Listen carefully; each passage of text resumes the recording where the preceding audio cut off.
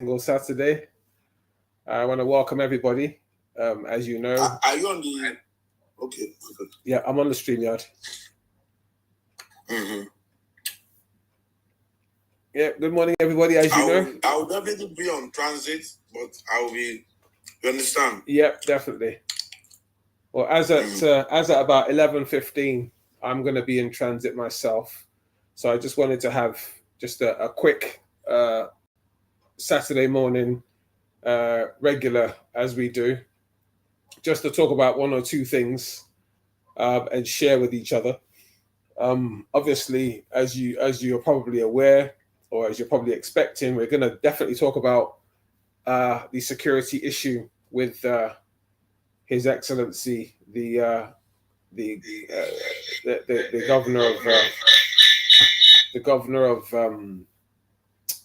the FCT, as we know him, because that's something that we definitely need to talk about because it concerns us.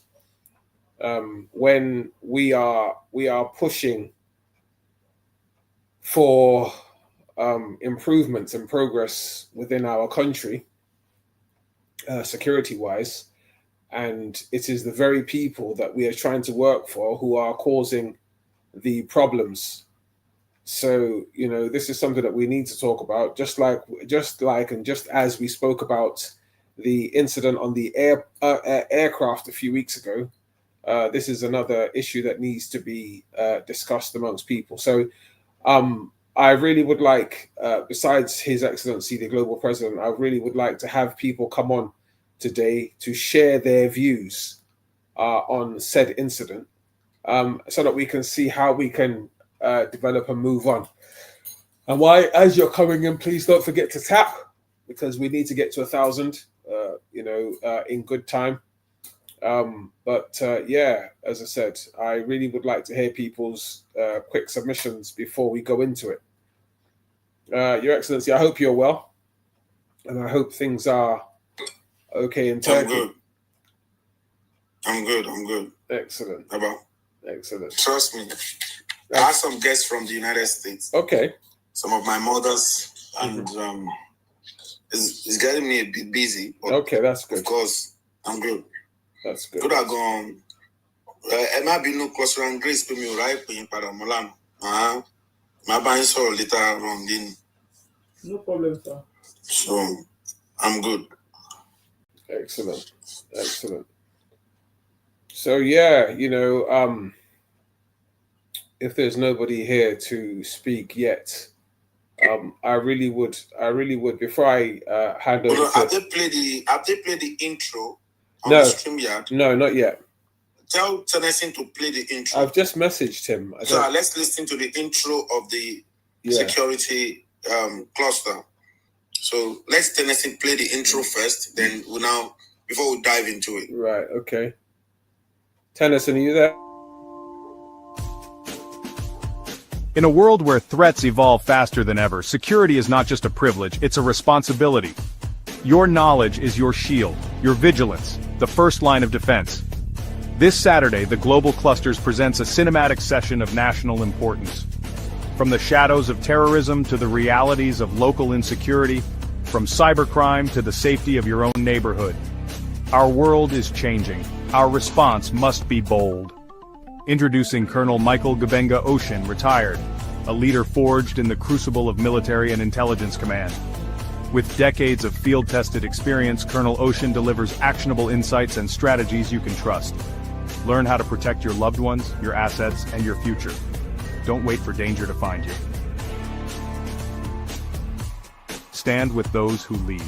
Be part of the movement that secures and empowers. Join us every Saturday at 9:30 a.m. West Africa time. Arrive with questions, leave with clarity. Security starts with you. Every action you take, every precaution you make strengthens the chain of safety for all. Brought to you by the Global Clusters. Visit theglobalclusters.org. Follow us everywhere at the Global Clusters.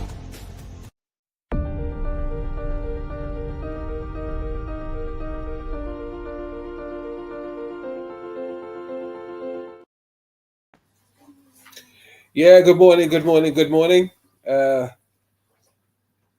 one and all. Welcome on board once again to Let's Talk Security with my humble self, Michael Gbenga Oshin, the 001 Global Security Clusters of the Global Cluster, CEO of Clear Cross Group, and also the Director for Security and Protocol at the National Youth Alliance in Nigeria. I'm going to dive straight in. I wasn't shocked. I wasn't surprised. Was I appalled? Yes, I was.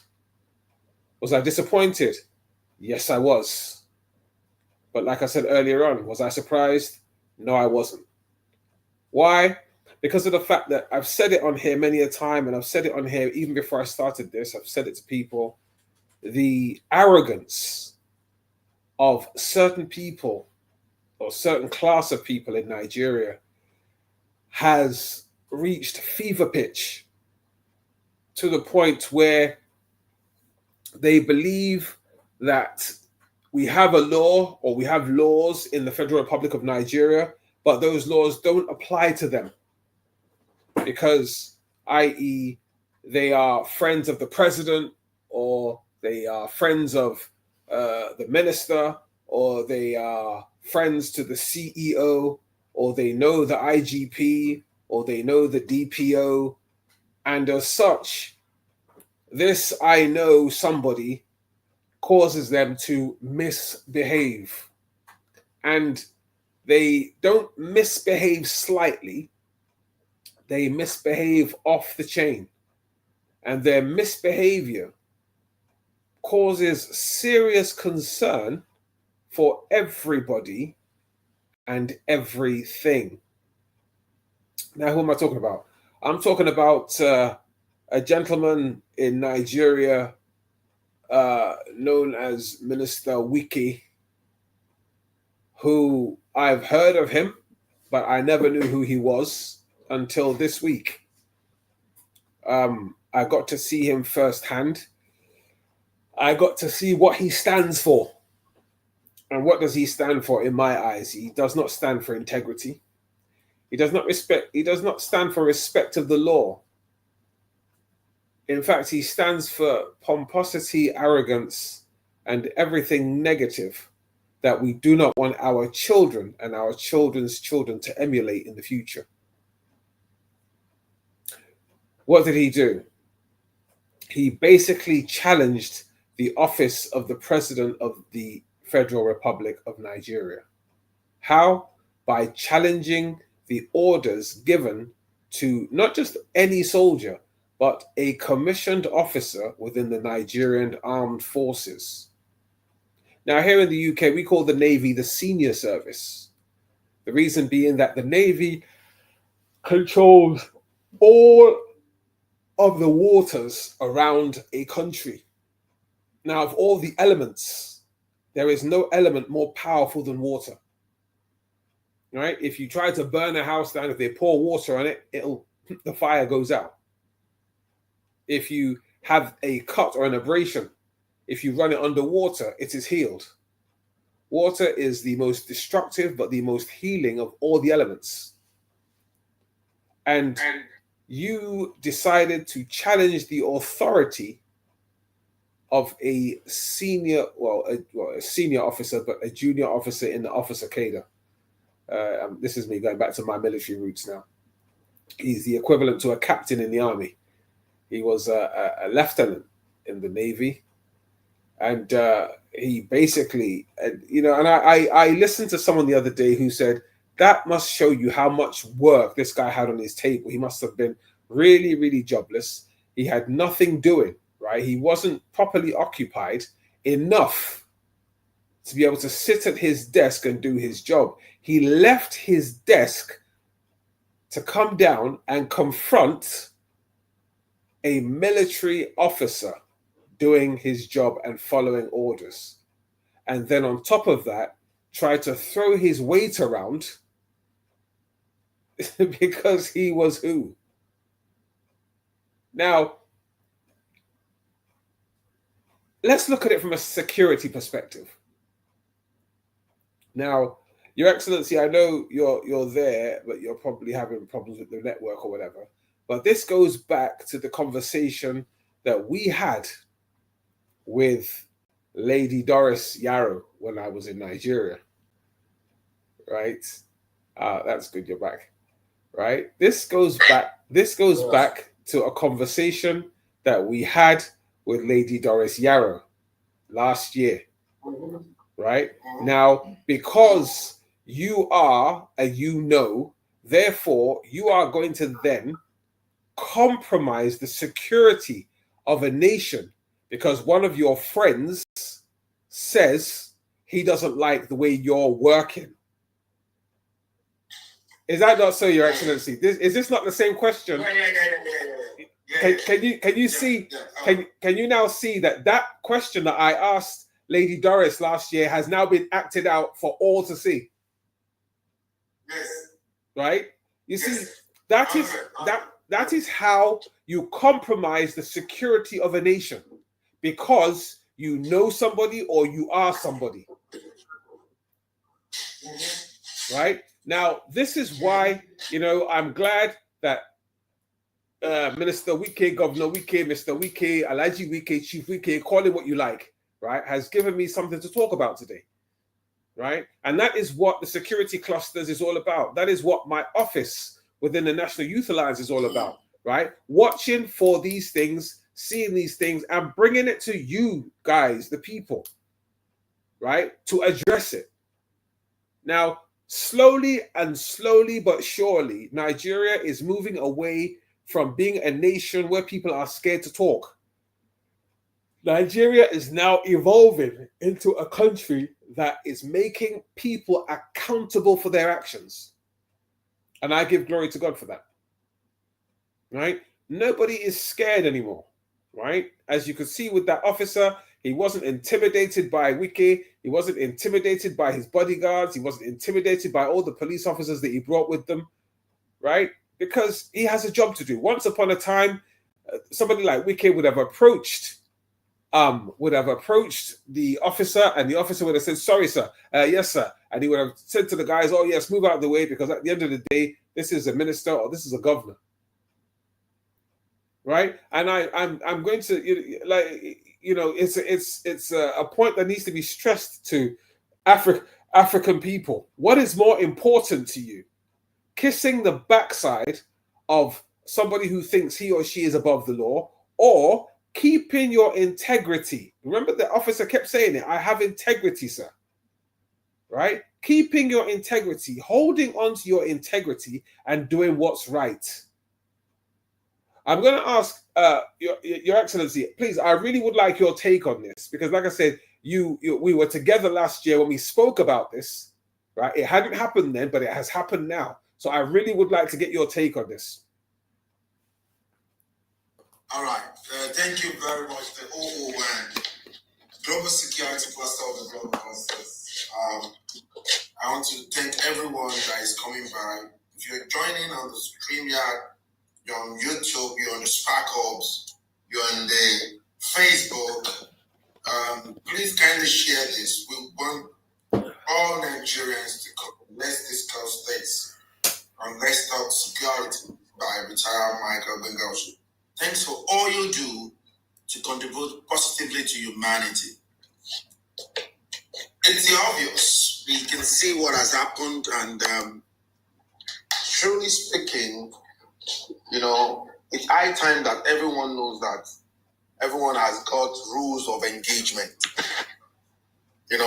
Rules of engagement. Everyone in all that we do in life, there are rules of engagement. So if you know that there are rules of engagement, then you should understand that you don't go to people's office, and there are levels. You understand? There are levels. For instance, this is the 001 security cluster. He had a lot of people working under him. You had 001 Lagos security cluster. You had this, you had that. And now, something now happened with another top person. Let's say the CEO of Agville. You understand? The CEO of Agville does not have anything to discuss with the 001 Lagos because it can directly reach the 001 global security clusters worldwide. And that is the man that subordinate will listen to. So even if you want something done, you don't give the orders because that person does not work directly under you. And based on the kind of training that they have gotten, their training is different. You know, the kind of training they have gotten is different from the ones you have. So you must understand this fact. This is a fact that we all need to understand. That you don't need to actually go to that, the lieutenant to actually ask any question. You don't need to ask any question from the lieutenant. You need to, he has bosses that you guys are of the same cadre. They have the whole one on that naval defense. Minister of Defense is there. Instead of you to make a call to the Minister of Defense and say, this is what I want. This is what is going on. This is what should happen. Bring yourself to this. And because Nigerian bloggers, they are always looking for something. Immediately it happens like this. People start making skits, cartoons out of it and everything. This is not something we are proud of as Nigerians. We are not proud of watching all of our dating outside. But it has happened. And just like everybody that is what they are waiting for. So immediately, they started making cuts in less than 24 hours. They started mimicking it. Even, I hope they should invite Colonel Cypran here. Himself and his wife mimicked it. I'm telling you. Colonel Cypran and his wife mimicked it. You can go to his page. In less than 24 hours, over 2,000 plus have watched it. But let Colonel Cypran post something on Genuine Love Revolution. You understand? You see, I don't know why. People just like the apropos thing and all of that. And it has a lot to do about the way we think. It has a lot. This mind surgery thing is not something that is a joke. It's a pandemic on us in Nigeria and in Africa. The way we reason. The way we reason. So, what am I trying to say? What I'm trying to say to everyone is that, you see, this is what we've been talking about, this mind surgery, that everyone needs it. From the top to the lowest, everybody needs it. We need to work on our mind. Because, come to think about it, you are the minister of FCT. What's your business with that lieutenant? You don't have any business. That is making you stoop so low. You're bringing yourself down. You're stooping so low.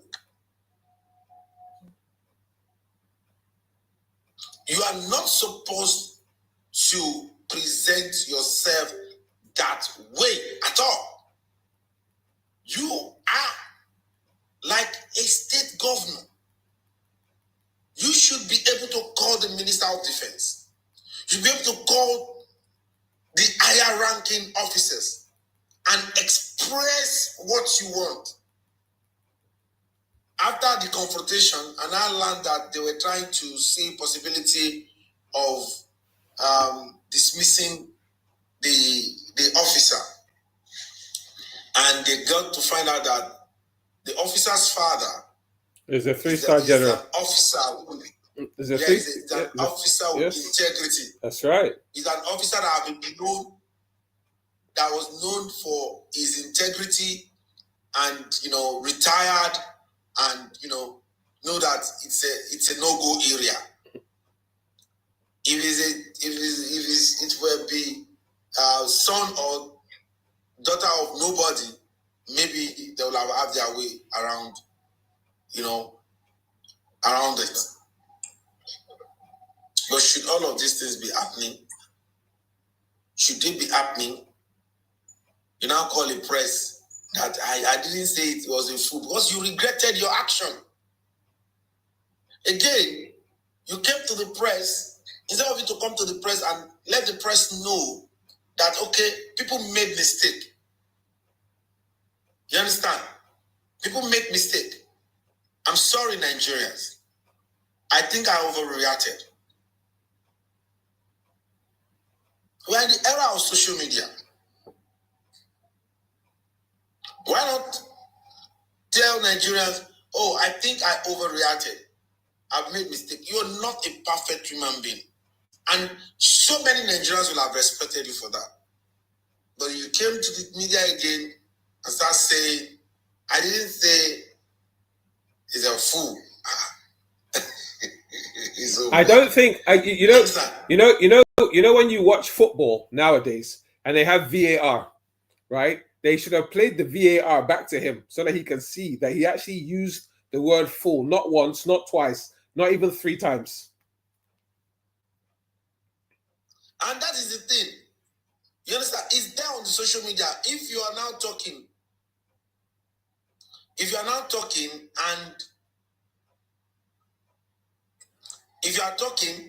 and the people now listen to your press release again, and they now go to listen to what actually happened, because your press were there, they actually recorded and it went viral.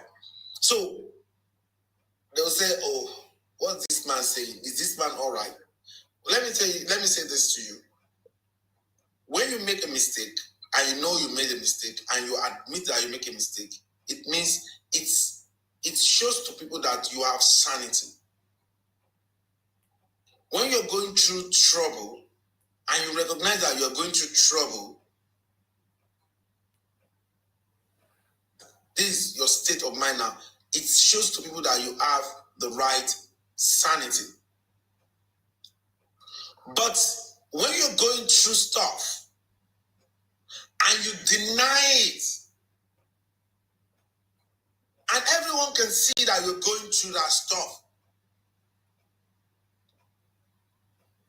so people will say, I don't think this person is all right. A car is parked outside. It's a white car. You came, you said it's black. Does that change the color of that car? No. Every same person will come out there and say this car is still white. The fact that you call it black, if they did not take a step of making sure that they scrape the body, repaint it, it will not turn to black. It will still be white. It has to go through a process to get that.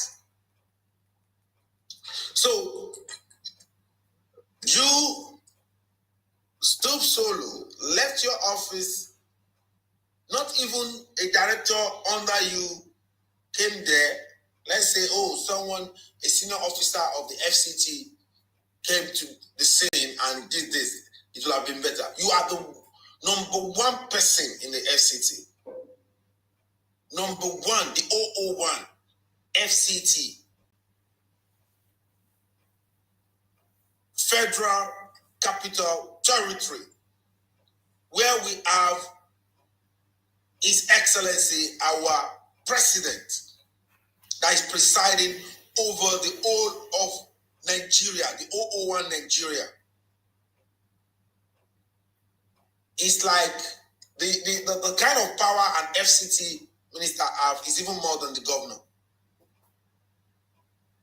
Because you're governing the people of the environment where the president is, and again, the president will like be discussing with you about his environment. So it's like you're dialoguing with His Excellency, the President of the Federal Republic of Nigeria. You are like the only person leading a particular city that you, apart from leading the city, you equally dialogue directly with the person leading the whole nation. It's a strong power that he possessed. He possessed a strong, very, very strong power. 2-time governor of Rivers State. You have served severally. You've been in politics for a long time. You know how it is. You know that you know better. You are not a baby when it comes to politics. You are even like a godfather to some people. So we don't expect you to, you don't just represent your state. You don't just represent the FCT. You represent the Federal Republic of Nigeria. You are representing Africa. All of this news is being watched all over the world. All over the world. It can even be given the award of the news of the week. So why do you stoop solo? Then you now call a press again, trying to deny it. Trying to say, everybody say I call him a fool. I didn't really call him a fool. I was just trying to, what is it? It's the word fool came out of the video. Own it. And that is one of the problems we are currently facing. People will say Nigeria is not okay. Some of you in government will say Nigeria is okay. Do you think if you are doing well and if your family is doing well, that is Nigeria? Nigeria is almost 300 million people. And you cannot have just 20 million or 30 million or 50 million people doing well and say Nigeria is okay. It's not okay.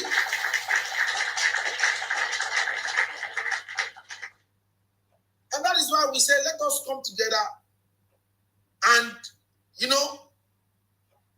let's discuss it. Let's take step. Let's start re-engineering the mind of the people. We have enough. Why are we not okay?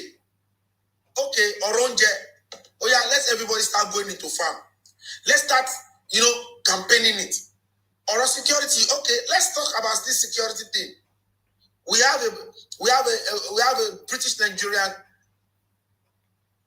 who got a lot of experience, saying that he's willing to come home, give me the soft landing that I need, and I'm ready to hit the ground running.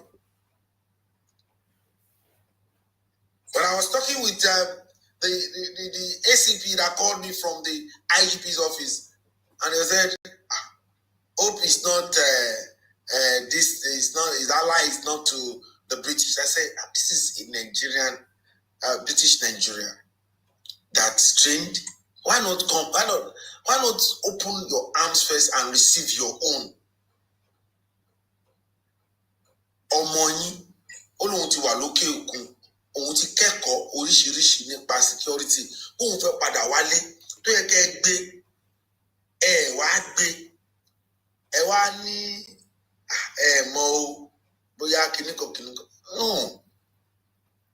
ó yẹ kọ́kọ́ welcome ẹ̀ wálé náà ni from the conversation tẹ́ bá jọ ní ẹ máa tó mọ̀ bóyá ibi tí ally ẹ̀ wà or not ibi tó fẹ́ or not.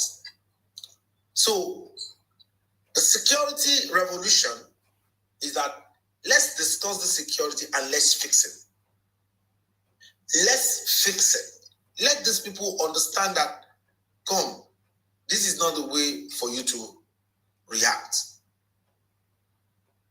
This is not the way for you to react. This is not how to go about things. If you really want to do the right thing, you need to actually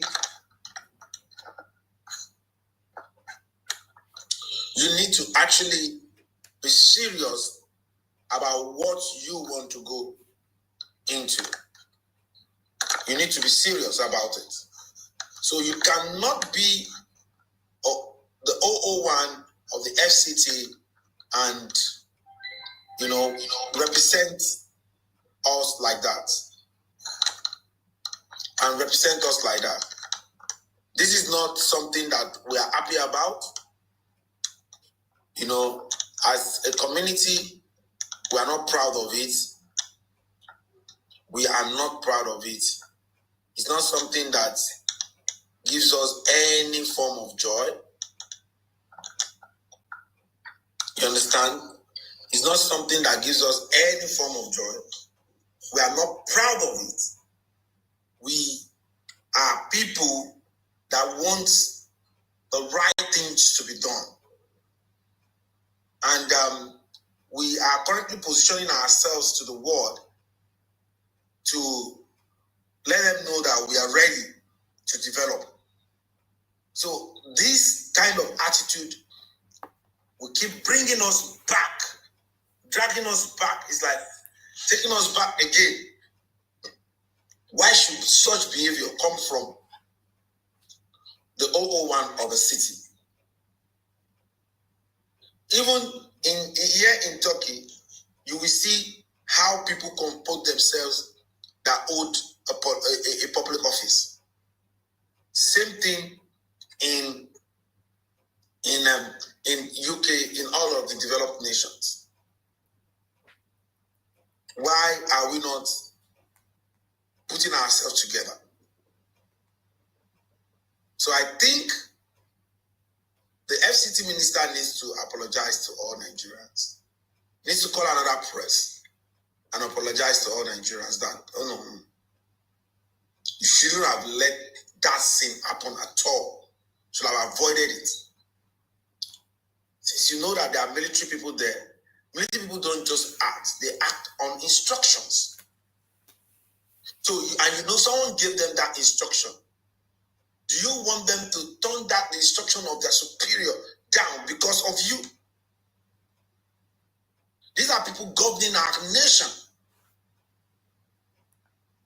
You know better. Now, in the press, you were saying that I know better. So you know better, and you're doing this. You are not supposed to do that if you really know better. And you're supposed to apologize. You could have avoided it.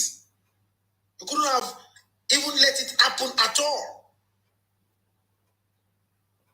You couldn't have even bring it to, because you're rubbing it on us.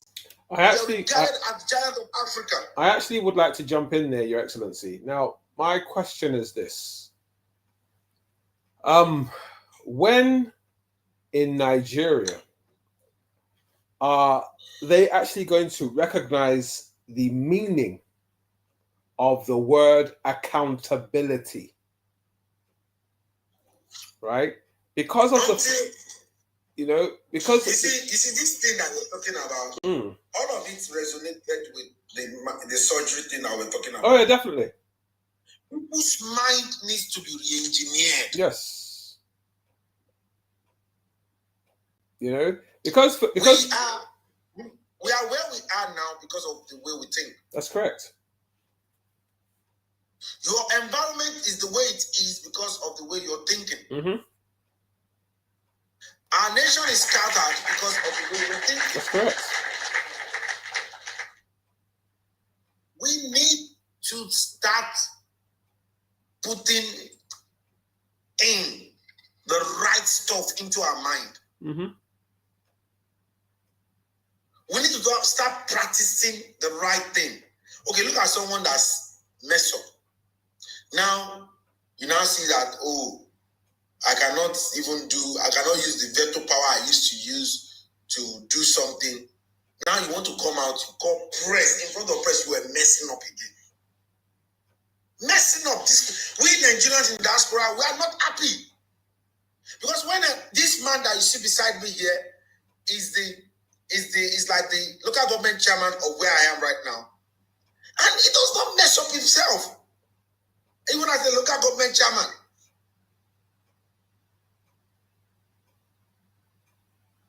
Even as a local government chairman does not mess up himself.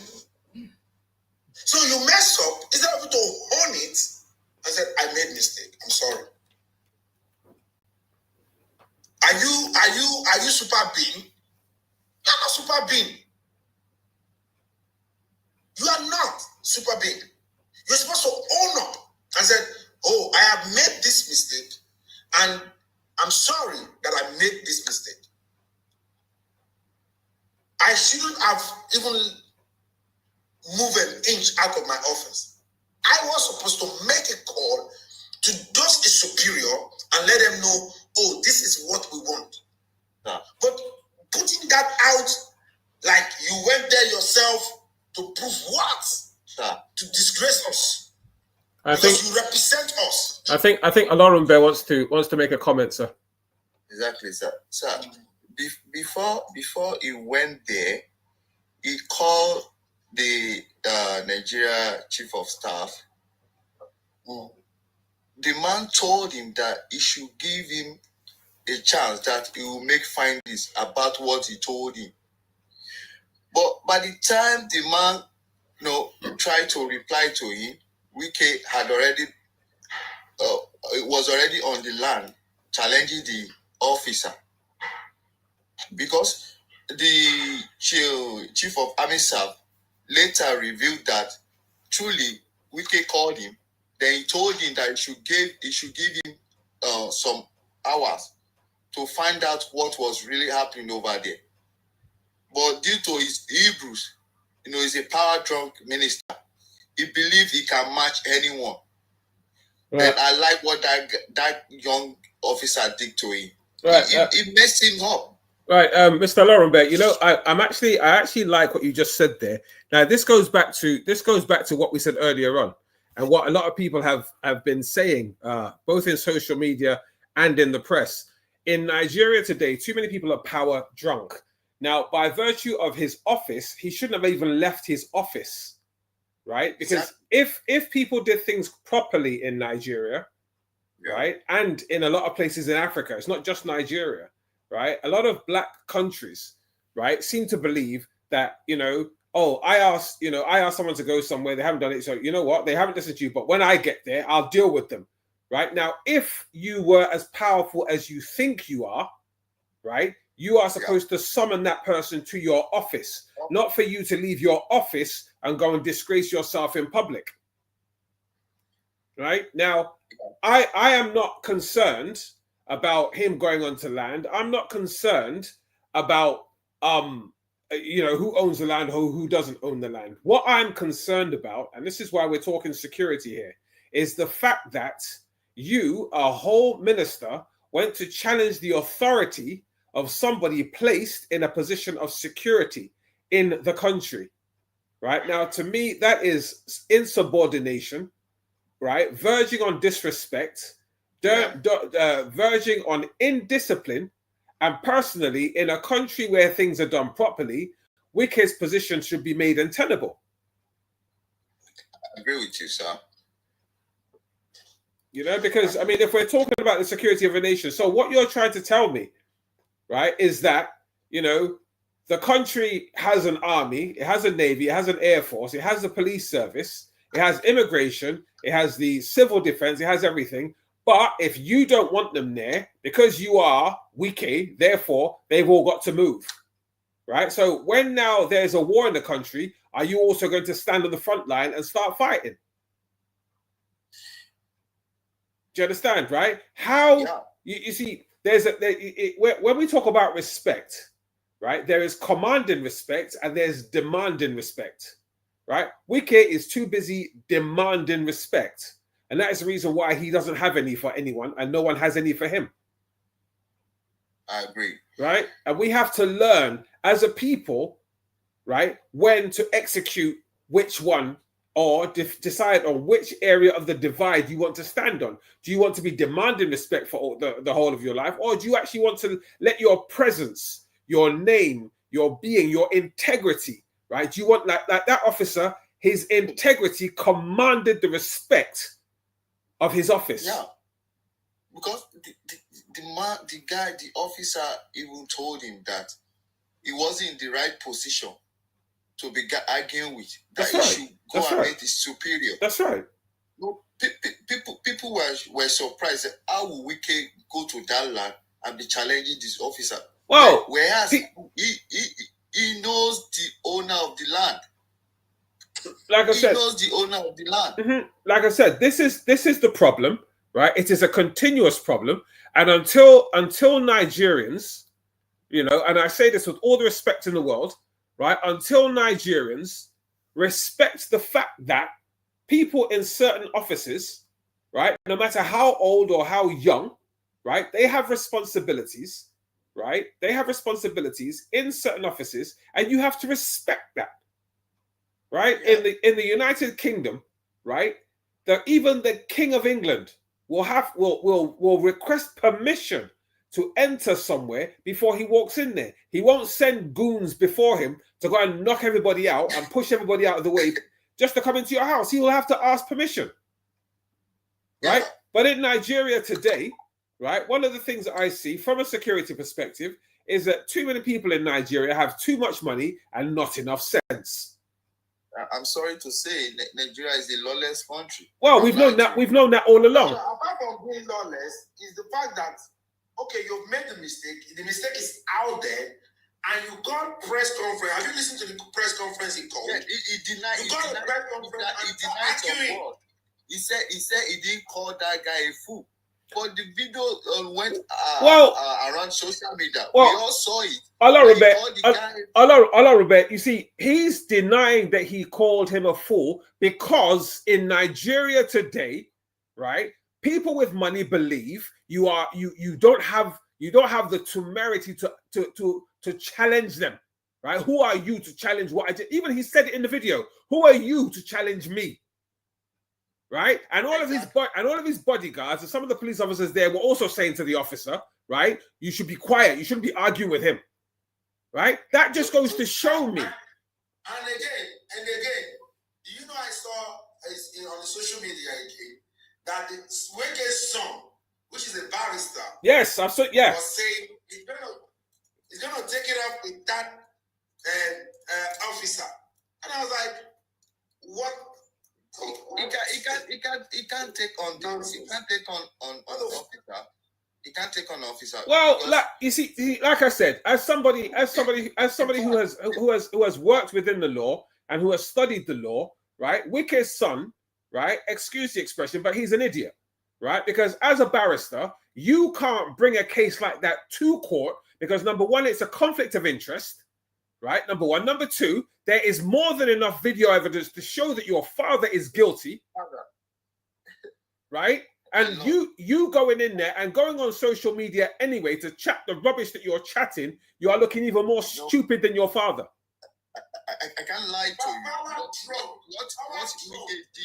What Wike did, the power is intoxicating their families. Is triggering military to take over country. I can't lie to you. Because majority of the past leader of army, have come out to condemn Wike's action. It's like an insult to them. Yes. I can't lie to you. They gave someone an instruction. The president minister of defense said that guy did very well. You see, it's not. You see. Let's not get it twisted, right? It's not that he did very well, right? He did his job. That's what right? I'm saying. Yeah, he did his job. It's not about and I'm speaking as a military personnel here, and I'm speaking as a security professional. It's not that he did very well. He did his job, right? And the reason why I say he did his job is because of the fact that in Nigeria today, right? I'm saying it again, right? When you're rich, you believe that you have the right to talk to anybody anyhow, right? And people are too scared to challenge. Right now, why I give that guy his flowers, right? Why I give Lieutenant Yerima his flowers is the fact that he stood his ground as a commissioned officer of the Federal Republic of Nigeria, right? And I urge, right? And I'm hoping that this thing is going to go viral. I'm urging, right, officers in Nigeria and the people of Nigeria to learn from this lesson, right? To learn from this lesson. Right? And stand up for what is right and stop being scared to speak your mind. Right? Now, the judiciary in Nigeria needs to understand, right, that you are either for the law or you're against it. Right? You cannot be defending people because they're your friends. And so therefore, right, you're going to take innocent people and be locking them up. Because I know that in Nigeria today, your prisons are like American prisons. They're full of people that actually haven't done anything wrong. Yeah. Right? And the people of Nigeria are too quick, right? They're always playing the part of judge, jury, and executioner, right? You don't know what happened. You don't know how it happened, but you're quick to jump in there because so-and-so has got money, or so-and-so is an officer in the military, or whatever, and you jump on board and you side with the person who's in the wrong. Right? This young man has just blatantly helped to wash Nigeria's dirty linen in public, right? He's in the right, by the way, right? Wike has also helped to wash Nigeria's dirty linen in public by showing you how stupid, right? And I say that unreservedly, how stupid, right, certain people are because of the fact they've got a little bit of money and a little bit of power.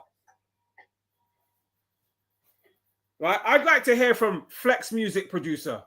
Flex Music Producer, I'm pretty sure you know what we're talking about, and I really would like to get your take on this. First of all, I would say good morning to all of you down there. Good morning. And I've been listening very quietly. I'm observing each of the word. But most of people in Nigeria does not understand, or even across the world, how we were trained as a military. Mm-hmm. When you are a soldier, mm-hmm. what your command tell you to do mm-hmm. is what exactly you will do. That's right. And as a soldier, we are not afraid of death. That's right. When we stand, we stand. Mm-hmm.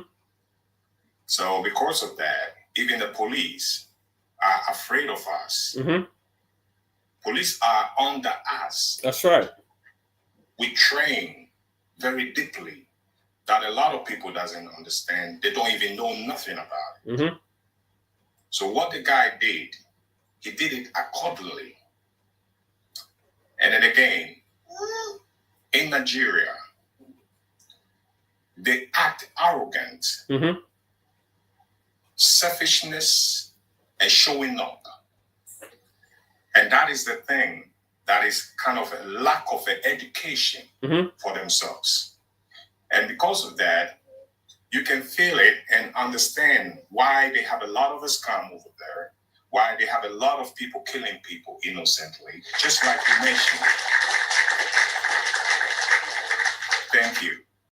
They put people into jail or prison for just for no reason.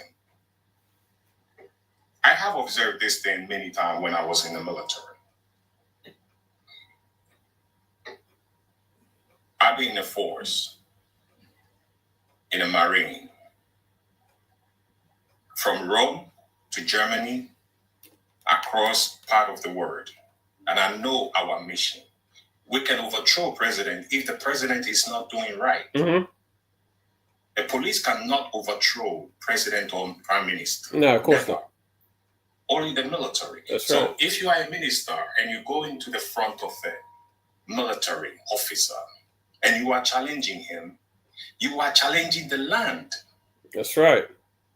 Because we are the defense. That's right. If there is a war, we are the one to attend to the war. Police doesn't go to war. That's Police right. is there for local. That's right. So therefore, they bought the police people in Nigeria particularly. They bought them. A civilian person can just buy a police by bribing him to do certain things that he shouldn't have done, instead of him to do the rightful law accordingly. That is why they are lack of. Now, in London over here in the UK, for example, I see a lot of the Nigerian people, most of them, women and some of the guys, how they talk, very rude, without self-respect. You know, they said when you live in a Roman world, you act as a Roman. That's correct. And when you live in Africa, you act as African. But you must have a good maturity to speak to an elderly man. But if you are an elderly man and you have no respect for a young man, of course the young man will disrespect you. That is what it is. And what I saw on the media about the guy, the officer, what he shows over there, he stood on the ground very calmly without retaliating. He have a right, he could have retaliated because we train on all men. But he did not. You see, these are the people, when you put as a president, he make the country to obey law and order. That's right. But they just put people that they are just like paying money to become a president. How do you think they can govern the people? That is why the country of Nigeria is being corrupted. It's totally been corrupted. Their lack of selfishness, arrogant, just like I says. They use money, a little money, even kill people for money, blood for money. Just like they did in Ghana. They went to Ghana and started killing young ladies, selling their body parts. And Ghanaian people wake up and they start sucking them off. Every country you are in, if you say somebody is a Nigerian, they begin to say, oh my God, he's a scam. They disgrace themselves in front of every single body. There is no respect for them. They have to finalize things to wash themselves properly and to stop those type of occultic things they're doing and to stop accusing people for nothing. And then again, kidnapping and frauding and scamming is all bad things to see. Nigerian people need to address themselves properly. This is all I will say. Thank you very much. Thank you very much. That's, you know. Now I'll tell you before I hand it over to someone else. Now I'm going to appreciate everything that that Flex Music Director has said. I from your accent, I denote that you're probably from Ghana.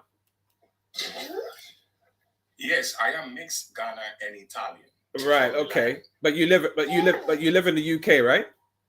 Yes, I do. Right. Okay. That's cool. Now, what it is this. Now, it is always good to get an insight into how people think, what people feel, you know, outside of Nigeria. Now, over here in the UK, a lot of us know what they think of Nigerians, right? In the US, correct, we've heard what Trump thinks of Nigerians. Now, I'm going to bring in a very, very close friend of mine who happens to also be mixed up in politics in the United Kingdom, in the person of Dr. Jennifer Obaseki, who is a very, very prominent person in the Tottenham area in North London, to get her take on all of this. Dr. Jenny, are you there? Yeah, good morning. Good morning, room. How are you? Good morning. Yeah, this Wiki thing was really interesting in the sense that this disputes on land around Abuja has been going on for some time, and it's going to get worse because so much has been sold without having any proper authority. And the sad thing is, a lot of politicians have bulldozed their way to try and basically siphon off land illegally. So it's going to get interesting around the federal capital. But you're right, the officer, I must say, kudos to him. He showed what professionalism looks like. That's right. He showed that you do not be intimidated. He showed that you can insult me, but I'm going to do my job. Yeah. And the good thing is, Wike had, even till now, has no shame. I'll say it quite candidly. He has no shame, no sense of accountability. And to be honest with you, I think everybody should keep their eyes on this, because it's important to understand, how does he feel so entitled to go there with his thugs in suits to try and intimidate the military, but also the rightful owner? You can imagine, if you were an individual citizen who couldn't afford for military or didn't have the right connections to get enforcement officers to your property, you would have lost your property. That's correct. And it happens every day. It happens every day. So we've got to get to that point in Nigeria where we are able to be accountable, cannot be intimidated, especially when we're doing the right thing. That's why people are scared to do the right thing, because they feel, what's the point? I'm going to get bulldozed or, pushed over anyway. But if you do the right thing and then you've got the enforcement to back you up, and then when I say enforcement, that is your police, that is your military, that is your people charged with enforcement. The judiciary is a second thing. Yeah. You've got to have the police and the judiciary to That's back right. you up. In Nigeria, it's not that we don't have laws. It's not a lawless society. It's not. There are plenty of laws and plenty of fantastic lawyers. But the problem is the enforcement plus the judiciary lets us down. It cannot be that you rightfully own property in a country and then, apart from the enforcement, the actual law and the judges let you down. So we've got to get to that point. And the good thing is, Gen Z ain't playing. The next generation ain't playing. No, they're not. It's all out there. Yep. On public media, social media. You want to come and lie and steal property on social media, make yourself look like a, like a thief. Yeah. No problem. You want to come on social media, start abusing the military like a common market man. When you're a politician, because you should be setting an example. We will all see. Well, this is it. This is it. And and I'm glad you touched on that. Gen Z are not having it, right? They are not having it, right? No, this officer is very young, right? He's very, very young. He's already at the position. He's the equivalent to an army captain. He's actually a lieutenant in the Navy, which is he's a lieutenant. Yes, he's a lieutenant in the Navy, which is the equivalent to an army captain. Now, one of the things I said it earlier on. Once upon a time, somebody like Wike would approach there, and the guy would have folded because it's Wike. You understand? He would have been scared. He would have been scared for his job.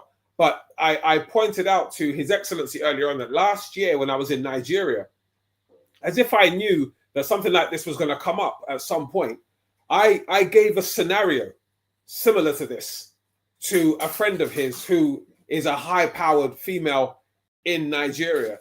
And the answer she gave me was the equivalent to what Wike did, right? And I said to her, well, if somebody like that is allowed to walk onto a property, right, and undermine the security, right? Now, the person that you refused entry then gains entry and comes into your property and does you harm, right? Either unalives you, right, or something similar. Who would you blame? Right? Security are in place for a reason, right? These guys have a job for a reason. And you undermining him, you are undermining the authority of the president of that nation, right? You are basically saying that you don't care what the rules are. You don't care who's in charge. All you care about is that so long as people listen to you, right, everything is fine. Right? And as I've been saying all day today, right, it's a call to arms, right, for the whole of Nigeria, the whole of Africa, right? We are not going to be great again unless we wake up and smell the coffee, right? Your money should not be the thing that's in play here. What should be in play here is the fact that we are trying to show the world that we know the right thing to do and we're doing it, right? At the moment, we're doing everything wrong and the whole world is enjoying, right? The whole world is enjoying the fact that, yes, a mistake has been made, right? In exactly the same period and time that Donald Trump has turned around and said, well, you guys obviously don't know what you're doing, so therefore I'm going to come and do it for you. Right? Now, on that note, I'm going to call in his Ebby, right, to give me his point of view on this, because I'm pretty sure that, you know, he's here because he knows that this is going to come up today, and he's definitely going to have a point of view on this. His Ebby, over to you, sir.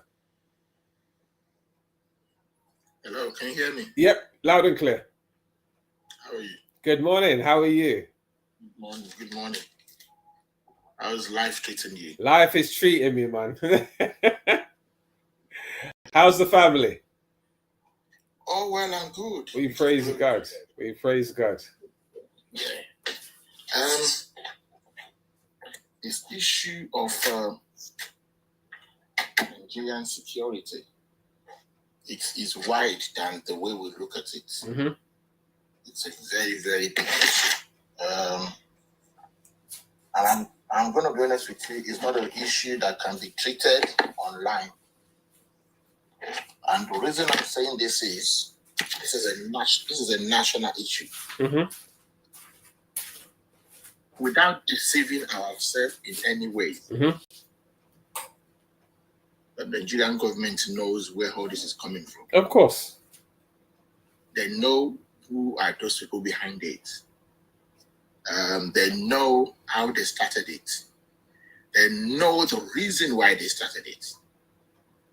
And they know when to end it if they want to end it. Mm-hmm. So, the idea of Trump coming in, it's a good idea. Do I like it? Yes. Do I love it? No. Do I support it? 50-50. Now, the reason here is this, yeah. There's a saying in Yoruba land, Yoruba proverb, there's no how they will start this eradicating of genocide, but people who are innocent will not be part of it. Mm-hmm. And then anywhere there is a war, I'm telling you, the place never remained the same. Mm-hmm. I can rest assure you, if Tinubu and his cohort, because he's the president now, he's the owner of the chief defense officer, he knows everybody, is the one that appoints all of them.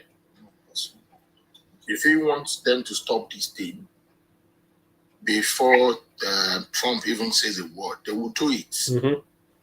So Trump coming with his war men and all those nonsense doesn't mean it's going to stop. No, of course not. It's not. It's just going to gain bigger. And before we know it, it will come down to the south, to the southwest, and every part of Nigeria will be part of it. Because one thing we forgot to realize is as soon as this thing starts, all those people will be running. All those people will be running. Can you hear me? Yeah. Phone is ringing.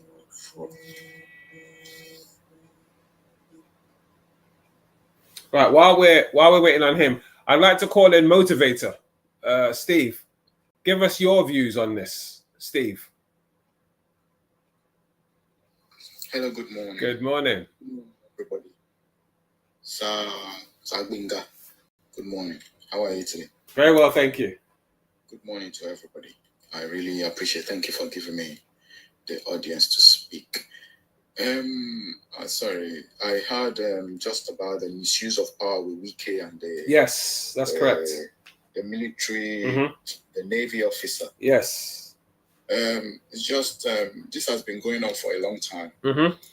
and although there's two topics that the gentleman, Mr. His Ebby.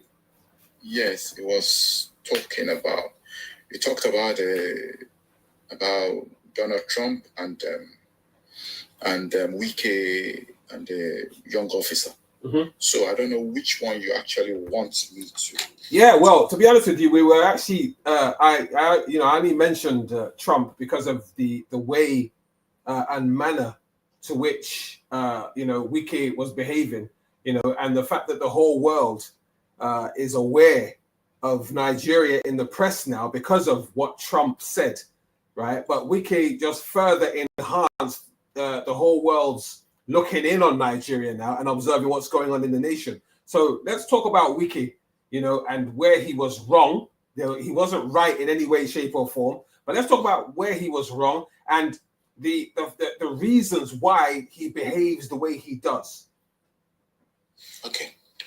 Thank you very much for expatiating, for explaining. Misuse of power, of political power, has been long dealt with. What actually is common in Nigeria. It hasn't been dealt with yet. So people, they normally, when they are in power, they want to manipulate, they want to dominate the citizen, they want to misuse their power and exploit other people. So I think with Wike, the way it was going, I was thinking one day you will meet your match. And really and truly, he met his match. Because you cannot, somebody that they said you should come and fix something, you are not supposed to. It's just like it's like from 0 degree, from 5 degrees intensity, now he's putting it to 400 degrees. Like, why would you? The young man is protecting the place. Just there is a reason why he's there. And in the army, there is a chain of command. There's a chain of command in the army. The people who have been in the army, Oshin has been in the army. You have to follow the rule, especially if it's a general or a major that is giving you. If it's a general, you have to follow it, except if the 3rd degree general again spoke to you about it, or somebody else over them spoke to you. And you need to follow it. If you don't, there's consequences to all those. So, number one, you need to understand what power is. These people, he's talking about legal because like now after it's been after somebody has flagged him off it, now he's talking about he used to be a lawyer. What's that going to do with it? And his son as well his son is saying because he's a lawyer and this and that. That's got nothing to do with it. Legitimacy, most of them, they just do things because they have power and the corruption, embezzlement, and abuse of state resources because they have all this money and whatever. So they just want to speak to you and talk to you anyhow. Like, even you see some military, some policemen, they will come. I'm not just on weekend now, but on everybody that are doing this. Because so many things, you just see people slapping other people on the streets, and then I'm thinking because you are wearing a uniform or because you are a politician, you ask the police to go and take somebody else, which is not supposed to be. People, our institution is getting weaker. Back home, and lack of transparency, lack of accountability. You can't even tell people to account for. They would, the politician, they would. There's a culture of fear and silence. They just want to silence you. Political patronage, lawyer. Some people, they just want to control. They control the media. They want to control you. They want the fear to be there. So many other things, economy imbalances, in so many things they can use just to. But in Wike's case, most of the people that actually have, because there's this lady from America, she's a Afro-American. She bought a land in Abuja, and she built the land. It's one of those returnees, American.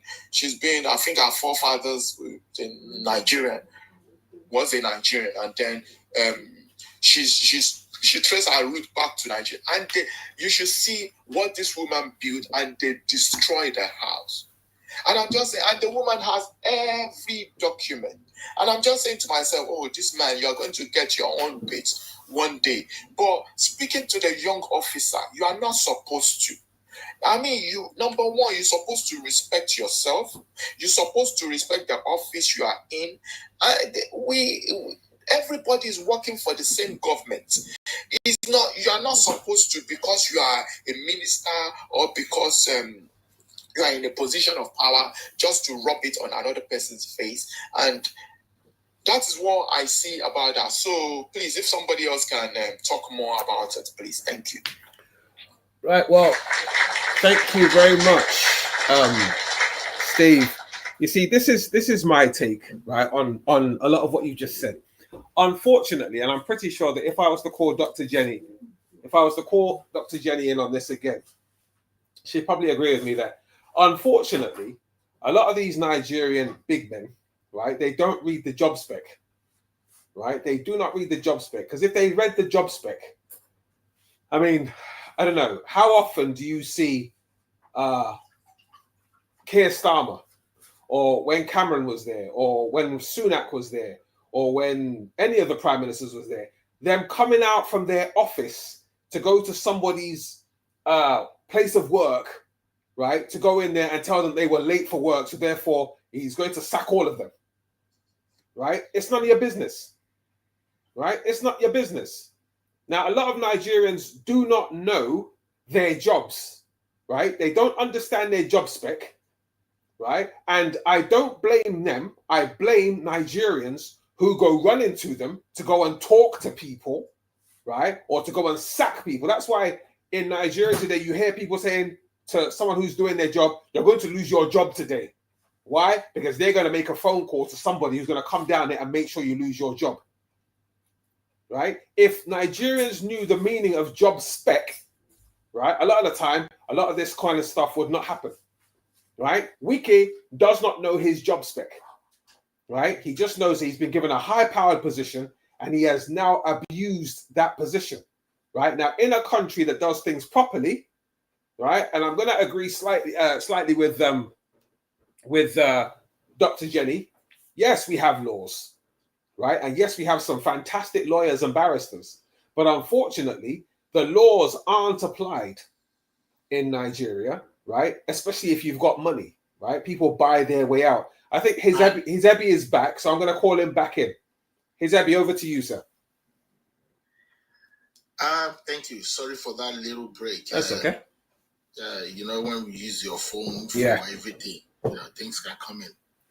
But having said that, I can hear you discussing the Wike issue now. Yeah. That one's another drama. Yeah. I'm laughing. Mm-hmm. I'm laughing about my lovely country, Nigeria. I'm telling you, I'm laughing. Okay, I'll touch on that as well, because I've been on the call online with some political, powerful men in Nigeria based on Wike issues. But I'll talk on that. Right, you see, this insecurity matter. There's no much we can discuss online. If our president and the security protesters in Nigeria want to stop it, they will stop it.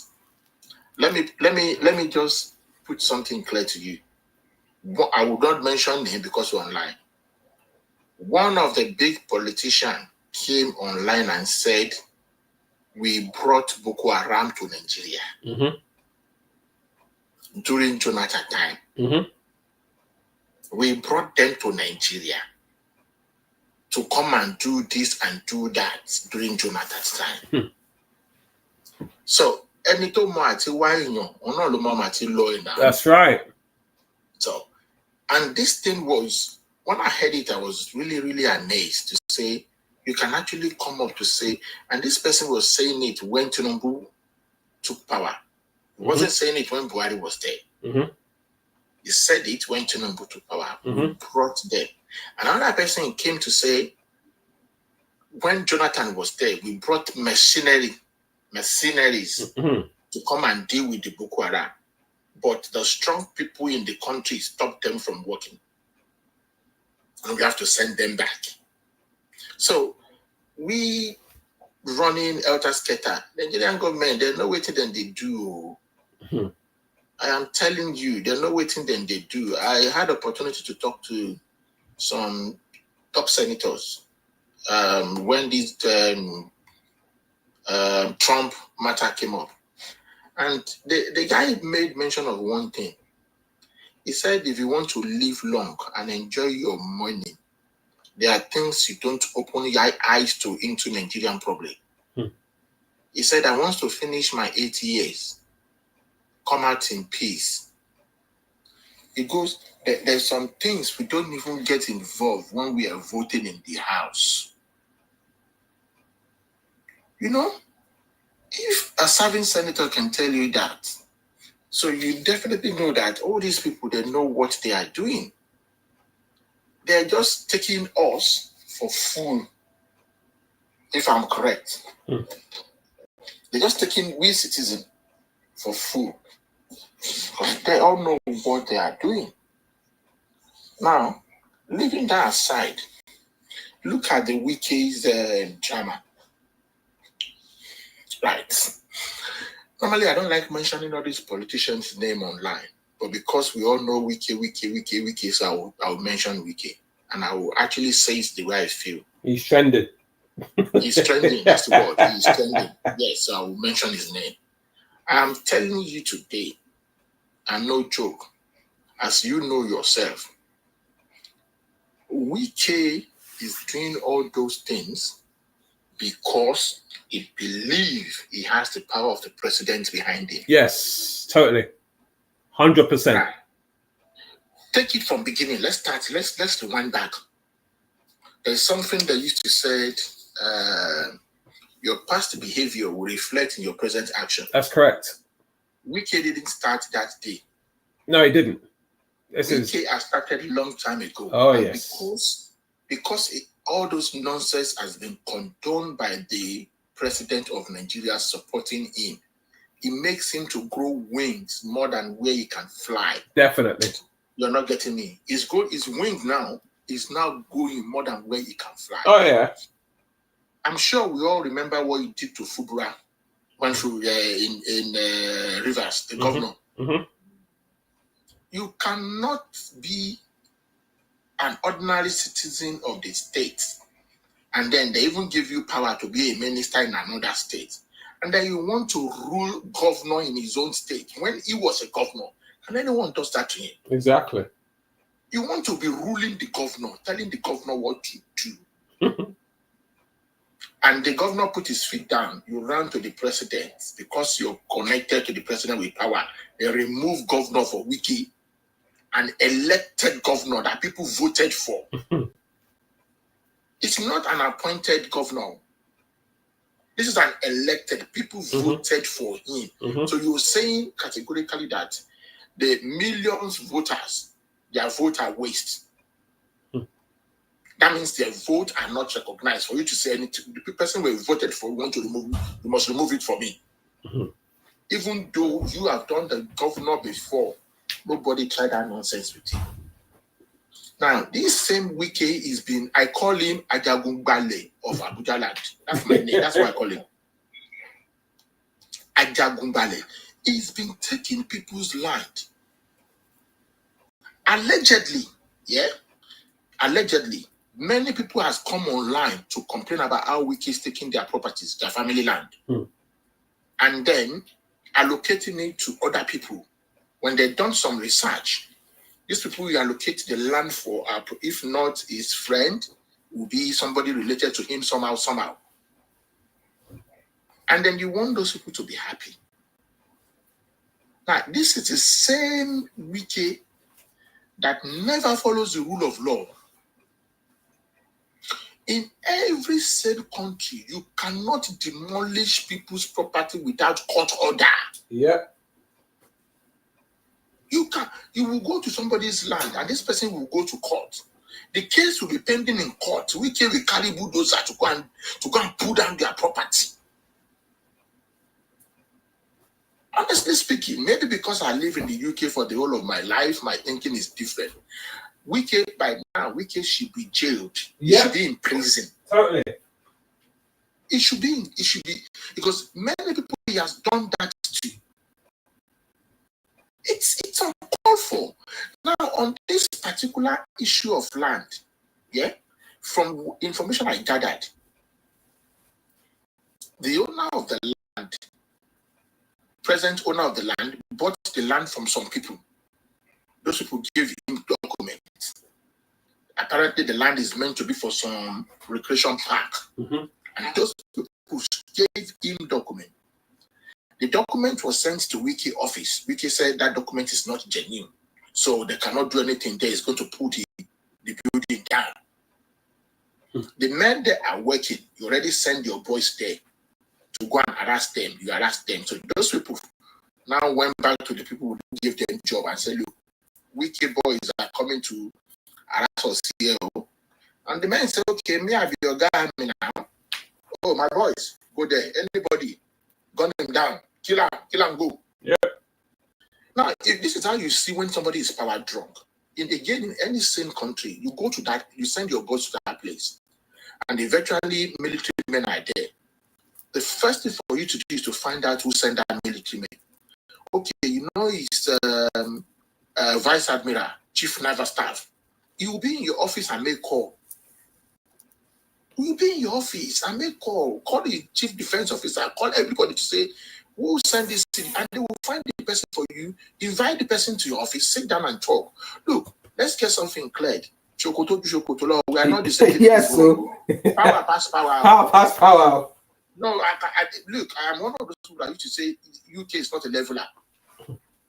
If I've put my life down to be a military man, serve for the country, killed and they killed me, shoot and I shot, for everybody to believe me, and I get to the level of Vice Admiral. Forget. It's not an ordinary citizen. Let's call the crab a crab. I mean, let's call the crab a crab. Don't let us call the crab a fish. It's not an ordinary citizen. Vice Admiral. Look, if it's just like this education line we have. If I study, get to the level of PhD, MLD, FLD, LLB, BB, well, everything in my life.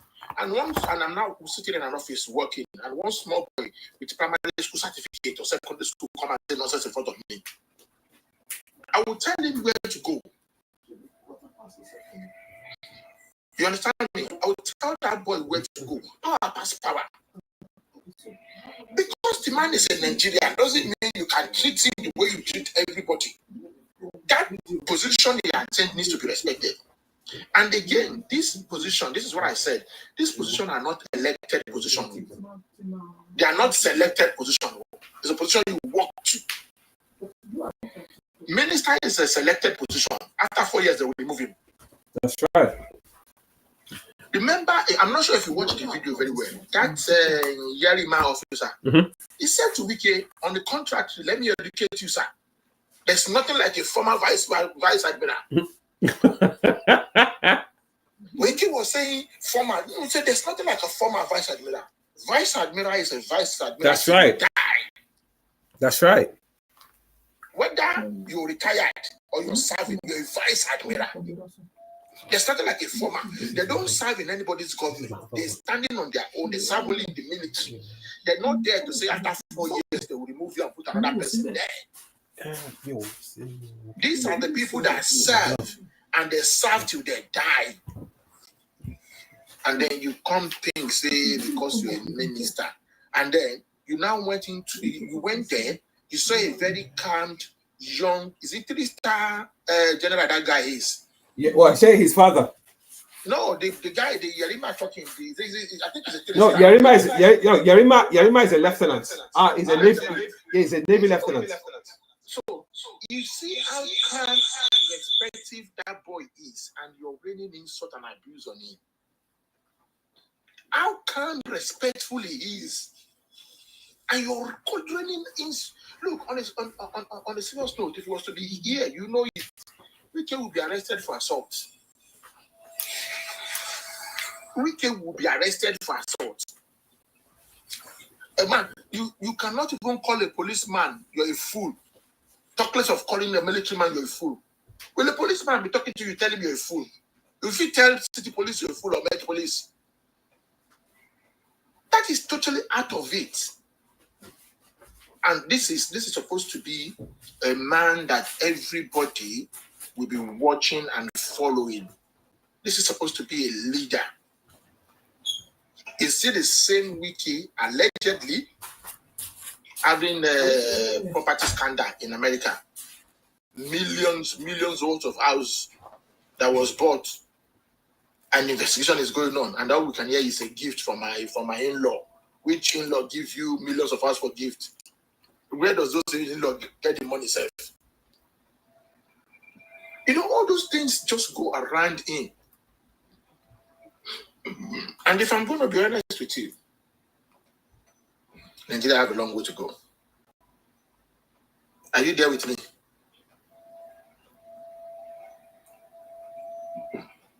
Mr. Oshin, are you still there? Go ahead, sir. Go ahead. Maybe Go ahead, sir. We can hear you. Okay. So, if I'm going to be honest, thank you for your response. Nigeria. Go ahead, sir. Thank you for your response. I can hear you. Thank you. If I'm going to be honest, Nigeria have a long way to go, my brothers. We have a long way to go. There's the way our leaders. I respect leaders because I'm once a leader and I'm still going to be a leader.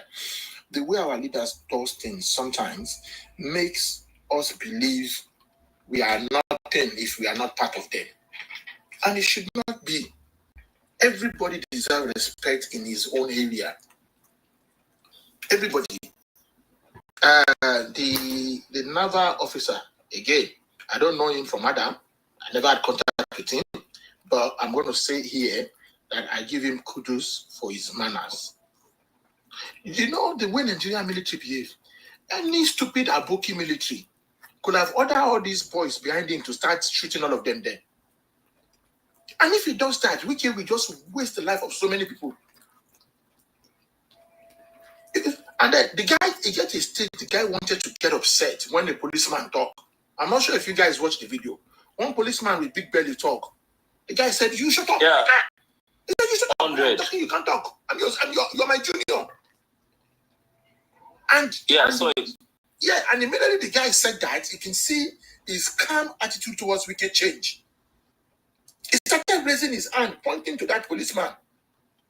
If Wike is not there and that policeman talk, they can beat him to pulp. The policeman escaped beating that day because Wike is standing. As we all know, military people, their training to resist nonsense is very low. They don't take nonsense. They are the only people that will say, "Shut up, you have to shut up." If you say one more word, you take slap. All of them raking in front of those military men, they were raking because Wike was there. And the guy gave Wike the respect because he's a minister. As calm as that guy look all the battalion behind him that is controlling. A fine boy like that. And I'm telling you, the fine boy are the most dangerous and wicked one. Because he looks cool and handsome, we will think, oh, he won't do anything. As he look at the way he's standing to Wike, the guy didn't move. He get to a stage, and when I said, "Oh, this is becoming embarrassing," Wike now had to be making a phone call, giving his phone to the small boy. Baba, that is the worst part of it. You know what policemen do to us on the road, and then we now call somebody we know and say, "The police take phone." That was exactly what Wike did that day. Wike now embarrassed him, calling somebody and then giving his own phone to that Yerima guy. Doesn't that speak a loud volume? My brother, it's so ashamed. It's so shameful. It's so shameful that, our ministers bring himself so low. You cannot go and demolish or put down any property without court order. No matter who you are. But this is what is happening in Nigeria now. You see it in Lagos as well. All the buildings someone is demolishing. There's no court order. You just go and demolish people's property. If you say this property is not the right thing, let's go to court. Let's court decide. That is why the court is there. Wait, let me finish. That is why the court is there. And then when the court says, okay, we've done all normal investigations, and this is a judgment, we cannot put that building there, so that building has to go, then you have no power. But Wike take power into his own hand. Wike is power drunk. Let me use that language. He's power drunk. He will just wake up and think, yes, this house, I go break up. And he's going there. Kudos to that Yarima. I don't know him, but I like him. He stood his ground. If anything is anything, no, I think follow the rule of law. I think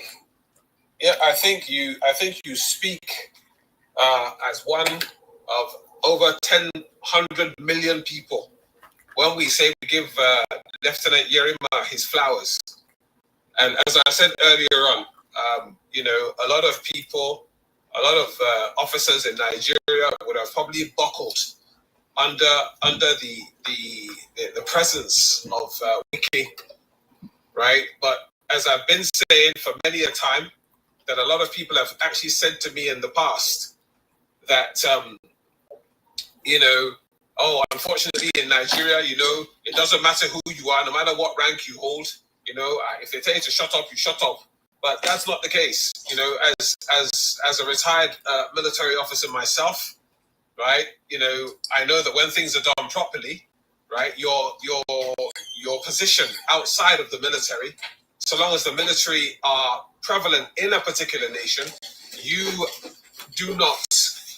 cannot override whatever is going on with the military, because the military have the overall running of whatever is going on there.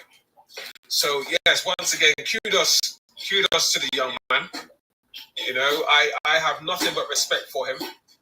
And I know for a fact that this young man's actions is going to prompt a lot of other officers now to be doing the same thing. Because one thing we all must agree with is in Nigeria, when one person does something, a lot of people copy, because they know that now that it has been done, right? That now that it has been done, it is possible, right? And so long as it's done and it's done properly, people will back you up and see the right that you've done, right? And encourage you. So yeah, once again, kudos to Lieutenant Yerima. And, this is a call to all Nigerians, no matter where you are, whether you're in diaspora or in Nigeria, to let us start doing the right thing. I'm no longer buying this rhetoric of, it's something that can't be done because it's deep. Yes, it's deep. We know it's deep and it's been going on for decades, right? If not centuries, right? And we are here today to try and take that step and start doing the right thing. Because I'm pretty sure, Hizebi, whenever we look back on our history, right, the incidences that we've caused in Nigeria, just the three of us, me, yourself, and Ola, right, just going into certain government buildings, and righting the wrongs that are going on in there, and I'm not even serving in Nigeria, and you're not serving, you're no longer a serving police officer. You're not a serving police officer in Nigeria. You serve, you're a serving police officer here in the UK. Do you understand? Motivator, Steve, you also serve in the British military.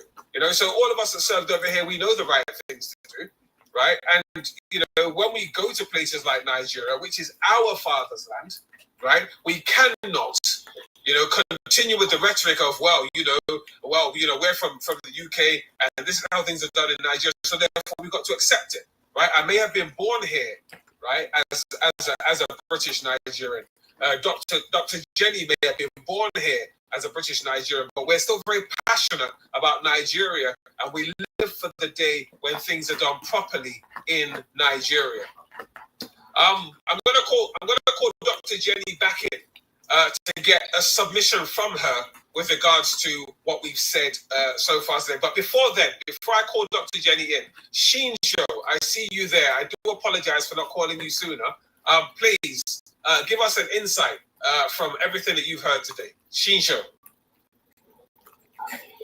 Thank you. Thank you, sir. Colonel Gbenga Oshin, thank you for all you do for for humanity. And I quite appreciate. Thank you. I have learned, honestly.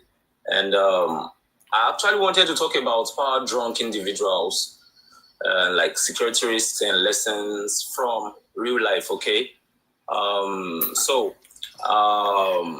It's a serious matter, all right? I want to talk about a serious issue that affects organizations, governments, and communities everywhere.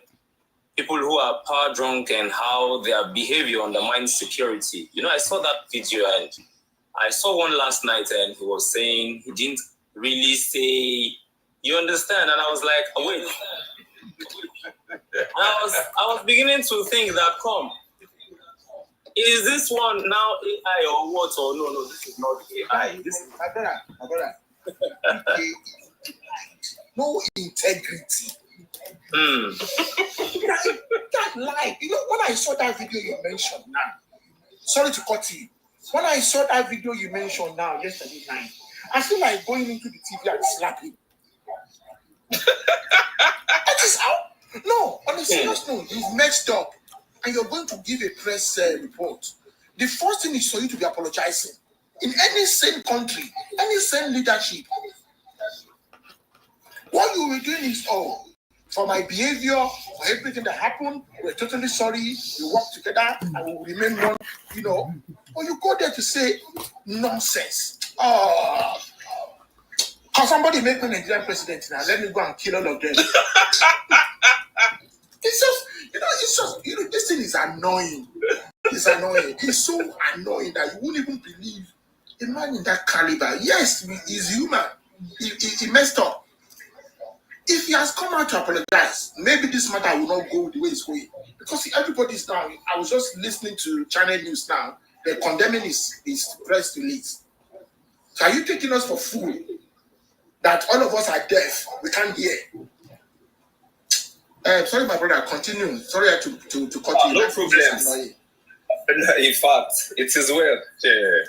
I was just saying in Pidgin, I said, that kind level of pride there, he did choke person. I mean, I think he's beginning to think, or he already has that thought that we are sucklings. You understand? Like say we know we never get sense for Nigeria yet. We never wake up. But doesn't know that the way things are now, things don't change well. So I was saying, power drunk individuals are those who have authority, influence, or control, okay, and misuse it for personal gain, ego gratification, or dominance over others. And that's what played out. That's what happened. You know, he feels, me, I'm a powerful person, I get power. You know, like somebody was saying that he has the president's backing. So, you know, another person said, you understand, we know what to do. And why we gather here, you know, we gather here simply to do the needful. We're not just gathered here to just talk. You know, I was just typing, let's talk and do security. Let's talk and do. And this, what we're doing right now, I believe people already know what to do. But some people are still afraid, you know. Some people are still afraid. But I believe that if we continue like this, if we continue to engage folks, allow people to, let people know that, this is the right thing to do. Let's wake up. You know, we have this mantra, manga, make Africa and Nigeria great again. So it means that people are listening to us. Do you understand? People are listening to us. And if leaders, people who have made up their minds to do the right thing, if we don't back down, or is it back out, they say now, if we don't back down, if we don't, we are not showing any, what's the word now? We are showing that we have courage, we are showing that we are bold, we are showing that we are not afraid, you understand? Then others too will move, okay? You know, somebody also said that when people see that you're not afraid, you're standing your ground, you know. So people may ignore laws, bypass rules, or prioritize their own interests over the welfare and safety of others. Now this is the trending thing. Everybody's talking about Yerima now. Yerima, the guy.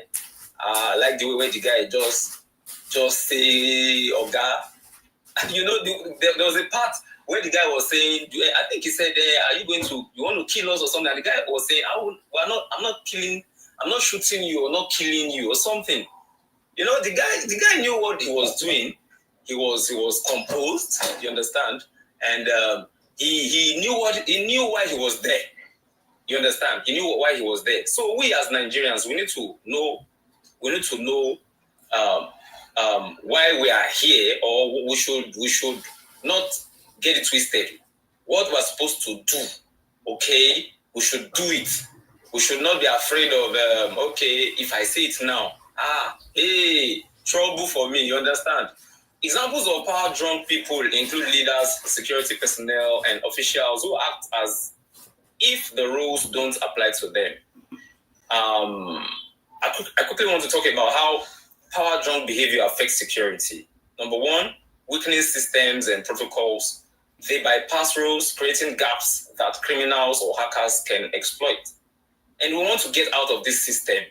That's why we're here. Number two, encouraging corruption and insider threats. When leaders act above the law, it normalizes misconduct, theft, or leaking sensitive information. That's what happened. And we want to get everything right. We want to do the needful. We want to correct every wrong. Number three, lowering morale and accountability. Employees or citizens fear reporting breaches, letting threats persist. And this thing has been killing us. It is not helping us at all. Number four, creating conflict and instability.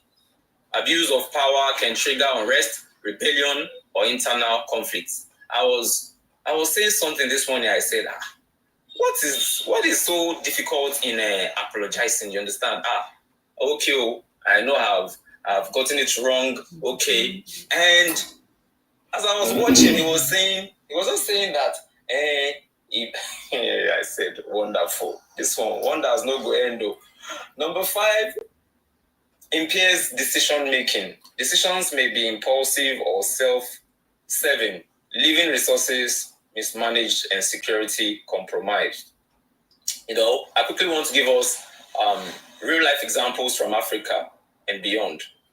And we have Jacob Zuma, South Africa, implicated in over 700 bribes, including taxpayer-funded, in Kandla, upgrades to his private home. After leaving office, he faced renewed corruption charges. His actions weakened trust in government institutions.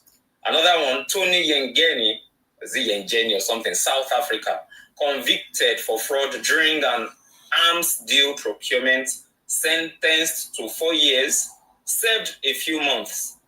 Even small acts of corruption can erode public confidence. Then we have another one, Mohammed. I may not be able to pronounce this word very well. I think Colonel Gbenga Oshin can help me out, sir. Ould Abdel Aziz, Mauritania, former president convicted for illicit enrichment and corruption, sentenced to 15 years in prison. Abuse of power allowed personal enrichment at the cost of national development. Then I have another one here, Omar al-Bashir, Sudan, ruled for nearly 30 years, convicted for corruption and illegal possession of foreign currency after being ousted. Damage to institutions and national security was significant despite eventual accountability. Then, here I have Sani Abacha, Nigeria, military ruler who looted US dollars about 3 to 5 billion from the Nigerian state. This theft weakened public services and undermined trust in governance. And I have here Zhao Yongkang or something, China, security chief convicted of bribery and leaking state secrets, sentenced to life in prison. His abuse of power compromised national security. And I have here Najib Razak, Malaysia, former PM, convicted for embezzlement and money laundering in the 1MGB scandal. You know, his actions drained public funds and weakened institutional oversight. Now, finally, lessons from these cases. Absolute power leads to abuse if unchecked. Security systems and public trust are compromised when leaders misuse power. Accountability can eventually happen, but often too late to prevent serious damage. So I have practical solutions. Based on these lessons, here's how we can mitigate risks posed by power-drunk individuals. Number one, checks and balances. Limit unilateral control through oversight committees and independent monitoring. Two, transparency and accountability. Document decisions, enforce audits, and make consequences clear for rule breaking. Three, whistleblower protection. Encourage reporting of misconduct without fear of retaliation. Four, rotation of leadership roles.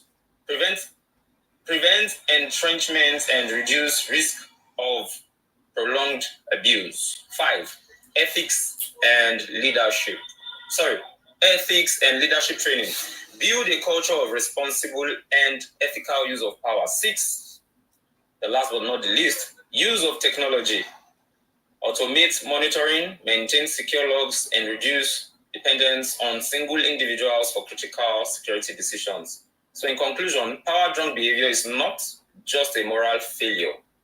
It is a security risk, and that's why we gather here every Saturday morning, okay? Corruption, misuse of influence, and unchecked authority allow insider threats, resource drain, and institutional collapse.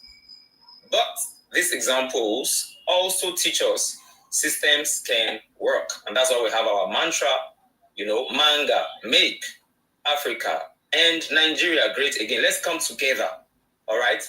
Do your bits. Let me do my bits. Accountability can be enforced. And with the right checks, transparency, and ethical leadership, we can safeguard organizations, governments, and communities from the dangers of power abuse. And the last thing I want to say is, I want to say that, someone said, we cannot do it. We can't do all these things. We cannot correct the wrongs online and stuff like that. But I believe this is a major channel, honestly, a major channel. Retired Colonel Gbenga Oshin is not in Nigeria. Currently, he's not here. The global president is presently in Tokyo. He has returned, you understand. He's not here. But with one voice, you understand, when we begin to, we come online or we go live and we talk about doing the right thing or things, we talk to the youth, we gather people, we're making them to see what they have not been seeing. The other time somebody talked about the Gen Zs. They are not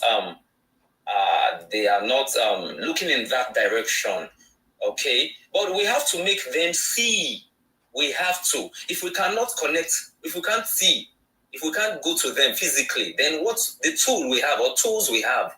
Then we have to use it. So I, for one, I believe strongly that using this channel or using the channels we have, we can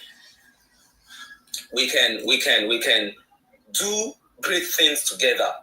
Thank you very much. I think at this juncture, I have to draw the curtain so that others can, come up. Thank you for this opportunity. Thank you, sir. Thank you so much. That is so appreciated. And as a lot of people who come here every Saturday know, this is the reason why we come here. This is the reason why we give everybody a platform to speak. This is why, personally, I relish and appreciate other people's opinions and minds and mind thoughts on a lot of issues and a lot of topics.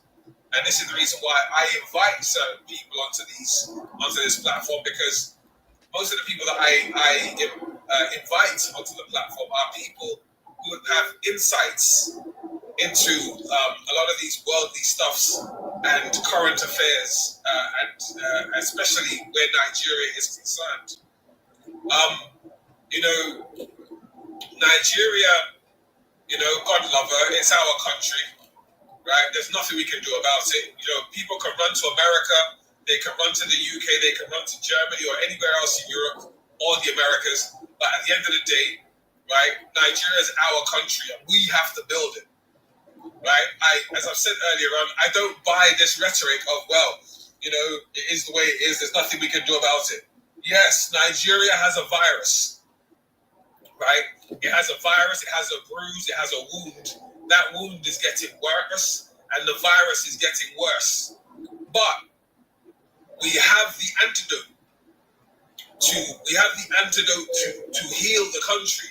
And that antidote is unity and togetherness, right? That antidote is wanting to do the right thing at the right time, right? Being a patriot means you are ready to stand up for what is right. Lieutenant Yerima showed the whole of Nigeria, right, and the whole of the Nigerian world what it means to be a patriot. What Lieutenant Yerima did was show Nigerians how to be an American, right? Americans are very patriotic, right? They stand up for their country, right? They believe that their country is the only country in the world. That is why 65% of Americans have never ever left America, because they love America, right? As Nigerians, we should love Nigeria. We should be standing up for Nigeria. We should show people what Nigeria stands for, right? If you are trained and you are qualified as a lawyer, a barrister, a police officer, a soldier, engineer, pharmacist, whatever, right? When you've been away, you've gained all the experience and the skills, bring it back home to our country. Let our country look as good as the UK, the US, Europe, the Americas, right? People need to stop this rhetoric of, Nigeria is messed up and there's no reason for me to go back there. I live in the UK now, right? We have, I'm grateful to God for all the mediums that God has put me in touch with that I am part of.